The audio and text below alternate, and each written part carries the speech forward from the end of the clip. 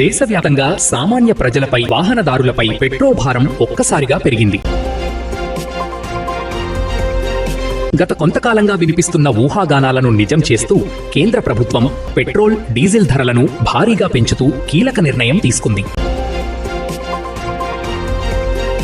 దీంతో పాటుగా సిఎన్జి ధరను కూడా కేంద్రం పెంచింది. అంతర్జాతీయ మార్కెట్లో చోటు చేసుకున్న ఆకస్మిక పరిణామాల నేపథ్యంలో చమురు సంస్థలు ధరల సవరణను చేపట్టాల్సి వచ్చింది.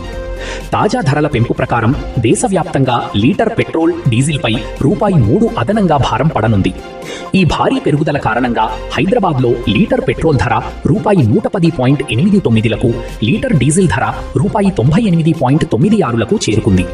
సవరించిన ఈ కొత్త ధరలు నేటి ఉదయం 6 గంటల నుంచే దేశవ్యాప్తంగా ఉన్న అన్ని పెట్రోల్ బంకుల్లో అమల్లోకి వచ్చాయి.